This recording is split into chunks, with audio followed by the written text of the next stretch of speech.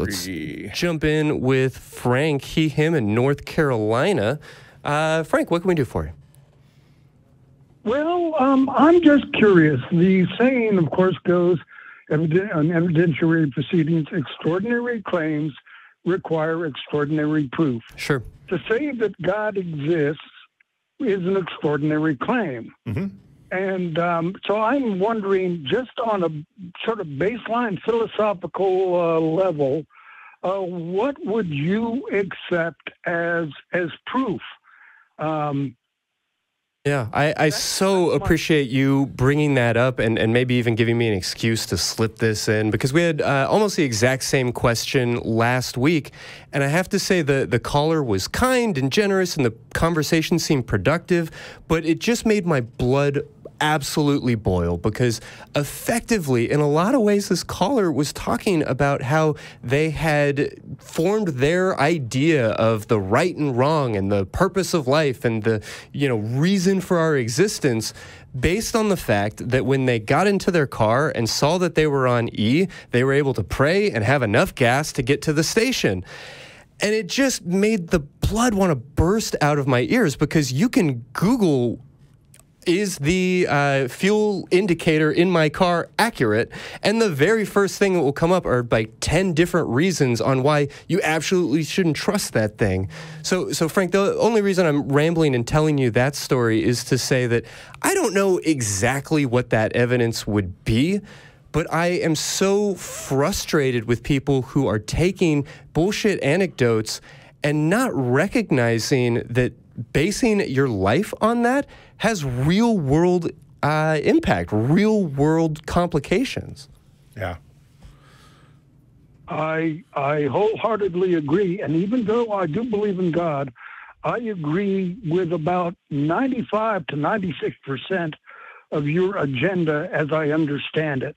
When I see the atrocities, the inhumanity that is perpetrated in the name of God, that's what makes my blood boil. Mm-hmm. Because the God I believe in wants only two things for us, and that is love and freedom. And when people talk about morality, particularly when it comes to LGBTQ morality, they think that just being gay is inherently immoral. But they're reading the same book that you are, right? When they say that, they're getting that from the Bible, because the Bible is pretty clear on this topic. Well, wait a second. What's your name? Jim. Jeff? Jim. Okay, Jim. Well, you know the quote from William Blake, both read the Bible day and night, but one reads black and one reads white.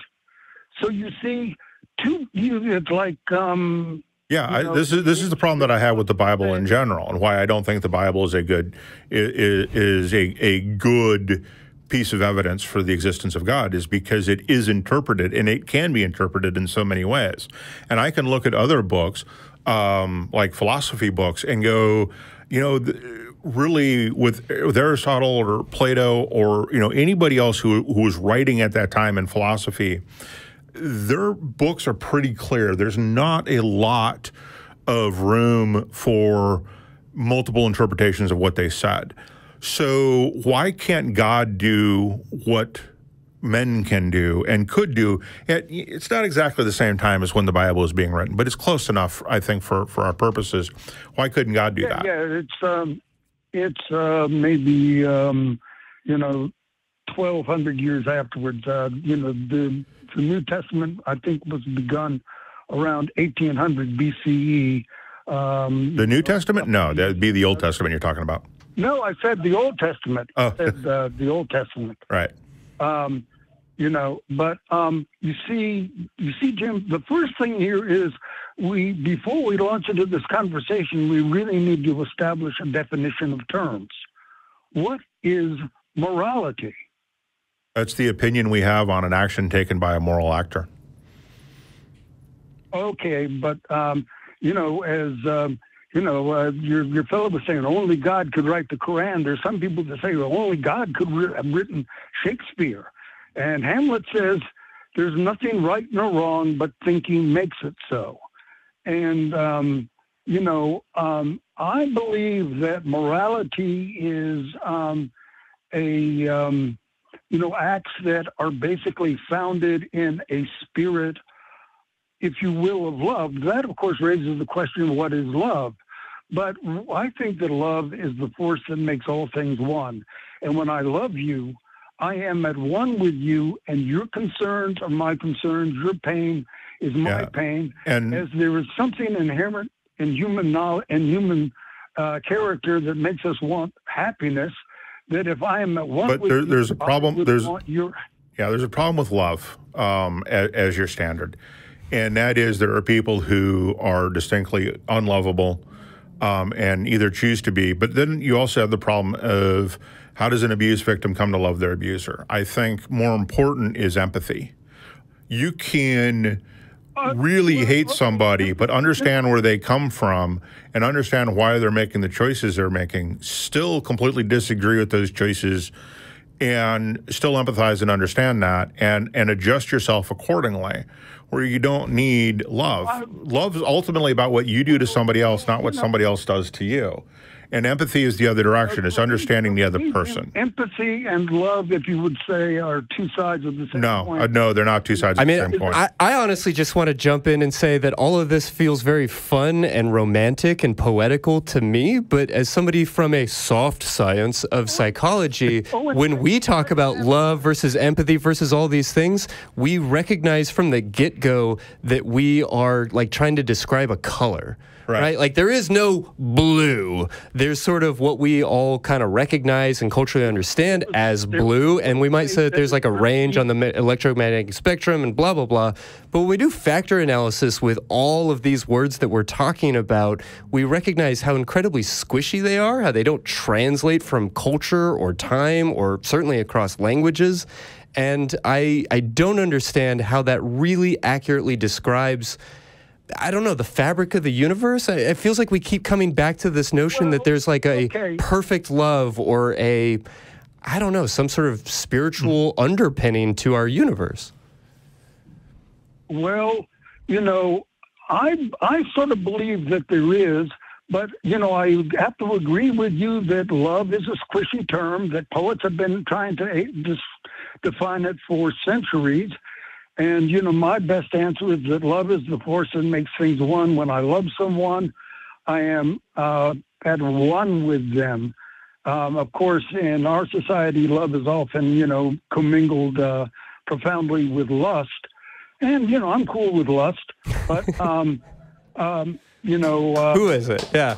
No, I take your point. I really like that sort of Buddhist common humanity framework. When I was a kid, we're talking about sci-fi today, I loved the work of Orson Scott Card, who seemed to present or believe that if you truly understood somebody, like Jim was saying about empathy, if you really recognize every aspect of somebody and where they're coming from, it's impossible not to love them.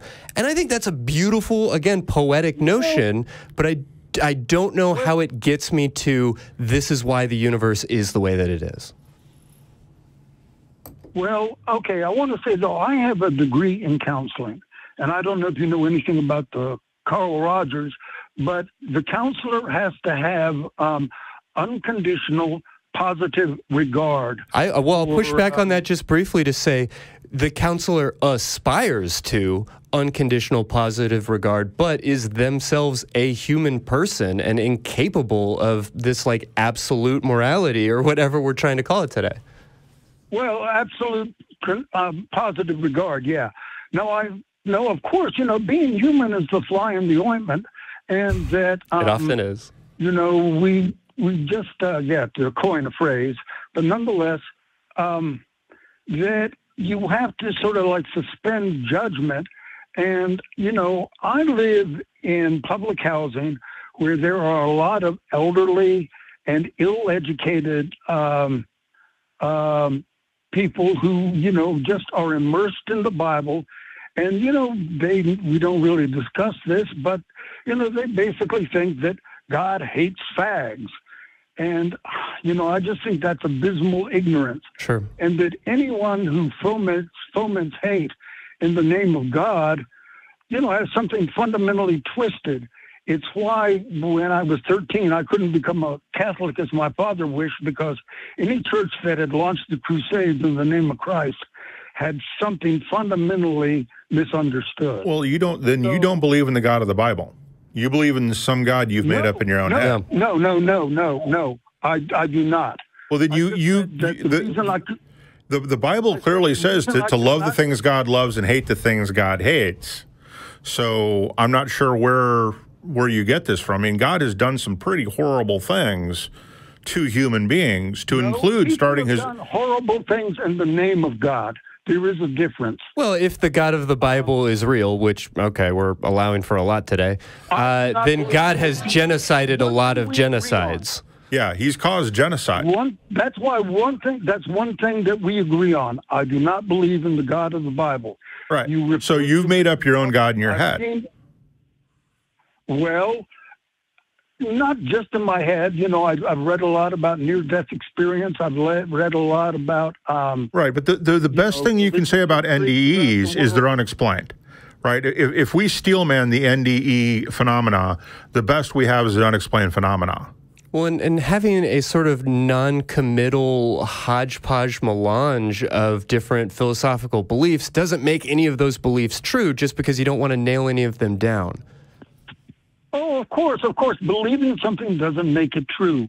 I understand that. But the thing is, you know, try to determine what is true as best you can, because as you say, being human is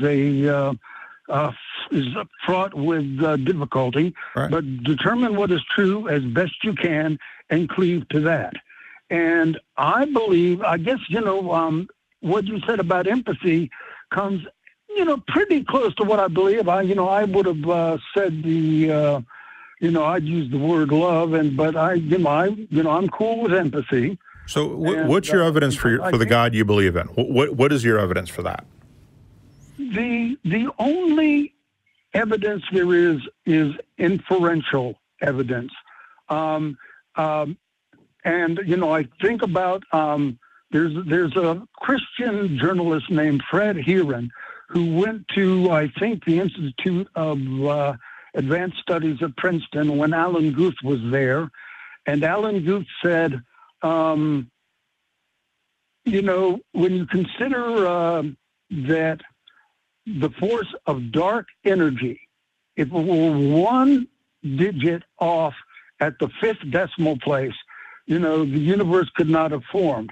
That the chances of this universe having just come into existence by accident is like a trillion to one. So there's a problem. So there's a couple of problems with what you're saying. Sampling error there, friend. Yeah, sampling is sample size is a problem. Number of trials per second is a problem. Anytime somebody starts talking about probability, you immediately want to know what your sample size is and how many trials per second and trials per hour, trials per day you're doing, right? So we could take that one in 1 trillion number and go, well, if we're doing 1 billion trials per second, that we can get to that eventually, right? Well, post hoc probability being its own issue. Yeah. Again, it doesn't the actual number doesn't change my point, right? Because like, Christy, could you repeat what you just said? Yeah, I mean, just that there's a inherent sampling error. Like, if we know that this universe exists, we don't know how many, opportunities there were to have a universe. To your point, I mean, if there were a quadrillion opportunities and it was going to happen every however many trillion. Well, that's part of the theory of the metaverse that, okay, we live in this one universe, but there are we don't know, right? The point is, we only have one universe. Well, that's the idea. It's a hypothesis. The multiverse hypothesis is so the problem is we only have one universe to work from. So we don't know what the odds are, right? We don't understand what some of the fundamental constants that exist in the universe. We don't really understand how they work or where they are yet, because we only have one universe to play with, and we don't have any way to dial up the gravitic constant or any other constant, or dial it down or play with it in any way except with models. And the models that we do have seem to indicate there's quite a bit of latitude in some of those. So every time somebody starts looking at fine-tuning, fine-tuning has not only been thoroughly debunked in science, but there was a trial where it just got thrashed. And so it just doesn't make any sense to look at fine-tuning. I'd like to know about those trials in which it was trashed and debunked, and because I'm not familiar with those. But no, there's just one trial, and finish this thought. Yeah. Okay. There is a Christian journalist. His name is Fred Heron. It looks like Heron, but it's Fred Heron. And Fred Heron grew up as a kid, and he loved dinosaurs. And he found himself much more comfortable with atheists than with his Christian cohorts, because the atheists were much more open-minded, and his Christian acquaintances were saying, well, the world is only 6,000 years old. And Fred Heron couldn't hang with that, so he began to, interview scientists about the nature of the universe. And this is something that he quotes in his little documentary, Show Me God, where he talked with Alan Guth who's on the faculty at MIT largely, but at Institute for Advanced Studies, who just said that the universe is so fine-tuned that the fact of it being just an accident is. Yeah, this hole is exactly puddle-shaped, Jim. Yeah, it's amazing. Yeah, again, see the exact same comments we've already made on the fine-tuning problem, because the problem with fine-tuning is we only have one universe from which to draw any conclusions from, and we can't draw you can't draw any conclusions from a sample size of one other than that sample exists. Right, we can take it apart, we can look at it, but to come to some sort of generalization about how that sample size, that one thing came into existence, or anything about it, and to generalize about it makes no sense. And that's what you're trying to do, and that's what theists are trying to do. It makes no sense to generalize anything from a sample size of one. Right. Well, Fred Guth said that, on his understanding, as I understand it, of the fine-tuning principle, that the fine-tuning of dark energy, which I believe is the force that is causing the universe to expand, is so precise. So, you know what the problem with dark energy is? What is dark energy? Dark energy is a force that exists in the universe that we don't really understand, just as we don't really understand dark matter. It's worse than that. It's worse than that.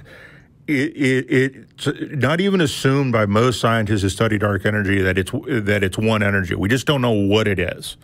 So to say that it's so fine-tuned when we don't know what it is, it's like, if you don't know what something is, how do you know that it's fine-tuned? If you don't even know, it's a placeholder. That's all it really is. It's the same thing with dark matter. They're both placeholders in the universe for things we don't quite understand. And there are some scientists who think that they actually have a better explanation than dark matter and dark energy. And the science went over my head, but it was interesting to hear. So even scientists aren't really sure. Some scientists, and there is debate in the community about what dark matter and dark energy is. So how do you take something you don't understand and then draw conclusions from it? Well, that's why I say such proof as you will for God, say there is for God, is merely inferential at best. It's like Paley's divine watchmaker theorem. Well, so this goes. Yeah, we're very familiar with the watchmaker problem, right? And the problem is that we as human beings cannot fundamentally determine the difference between something that is designed and something that is natural. There's these so-called giant steps off the coast of Japan that some folks believe are proof that giants existed. But geologists say, no, that's just the way those rocks happen.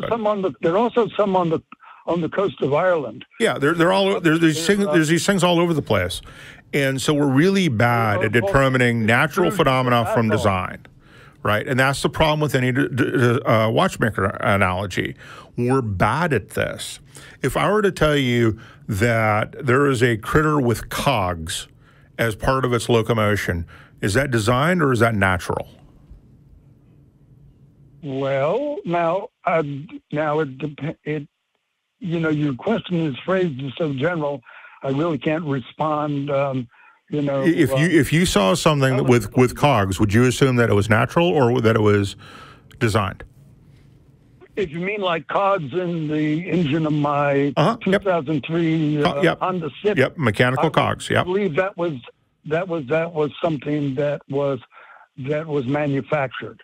Right. So there's a problem with that, and that is a creature called a leaf cutter.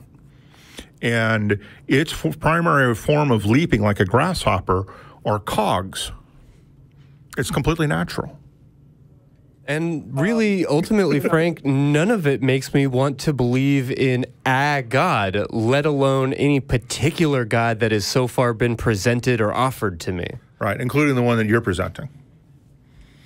Yes, well, that's what you see then. That's actually what I want to say. Well, I'm just curious, what would it take for you to say, well, there's something about that that's at least, thought-provoking?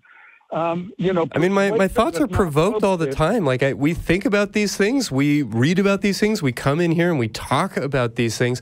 I don't want to narrow things down by saying, like, well, it must be this in order for me to believe in God. But I also kind of feel like I could just name anything and it would be fine because it's not going to happen. In whatever case, I'm open. I'm here for God to prove his existence to me. God knows I've gone looking for him, right? So I'm open to it. Give me some sort of novel prediction. Give me some sort of model that actually explains everything in the universe that can't be better explained with something simpler. I really give me a good old-fashioned miracle, but like make it testable, make it verifiable. Really give me anything. I am here eager to listen. Scientific method, but you see, that's just it. That what we're talking about here is not amenable to the scientific method. I wonder why that is, though. Yeah, see, for me, you'd have to start with proving the supernatural exists. And you can use a scientific method to do that, right? I mean, it would just be called the natural at a certain... I'm not the first person to point that out, but yeah, like any of these things, if they can't be better explained away by natural law, then we'll start to go, okay, maybe divine, but... It keeps not happening. Yeah, and the other problem that you have, let's take something like we see somebody right in front of us live get their head cut off, and then the next day their head's reattached and they're alive. Is that a miracle? The problem is that you still have to prove the supernatural cause. Not if you believe in Mary Shelley. Right. And there it is, right? Yeah, but I mean, but that also kind of continues your question, because what if we invented head reattachment surgery yesterday? That doesn't prove God. Yeah, you still, even with that example, you still have to prove a supernatural cause, right? It's the same thing with NDEs, using something a little bit closer to reality. NDEs are, at best, unexplained phenomena. That's the best you can say about them. They don't prove the supernatural exist. You still have that work to do. You can't just say, well, I can't explain it. Science can't explain it. Therefore, the supernatural. Therefore, it must be. I understand that. That. And that's why I was asking, what would it take for you to accept something as proof? I don't know. I feel like I've tried to answer that. Do you want to give it one more round, and then we'll move on? It's real simple. I don't know. That's not the way philosophy, science, and evidence works, right? You have to present the best evidence you have. You've tried that on this call. We've had a great conversation, but you've completely failed to prove that your God exists, because none of the evidence you've presented, one, is evidence we haven't heard before, which would be novel, and two, doesn't convince us. I hate to be original. Pardon? Well, I hate to be original, but my saying is I believe God exists the same way a bird knows how to build a nest. And it seems to me that there's just something inherent in nature. And my belief in God, I just found out about Spinoza today. Last week I was reading something about Einstein, and Einstein said, the more I study the universe, the more I believe in a higher power. Does that prove anything? Of course not. But, certainly Einstein's work's above my pay grade.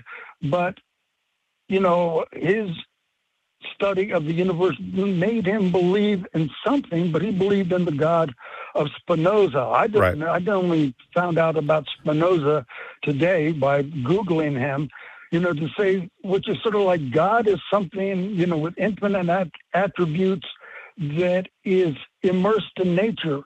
I read one book by the problem was quantum physicist who believes that God exists on the quantum level. I think God simply is life. A woman named Nancy Dennison had an extended near-death experience. I'm familiar with NDEs. We've covered NDEs. Stringing more things together. I really appreciate the call, Frank, but I've given you the best answer I can give you. I don't see how any of these maybe gods actually, when accumulated, amount to, definitely God. But I guess we'll keep searching. We'll keep doing this show, and hopefully you can call back with that evidence locked and loaded. Yep. Sounds good.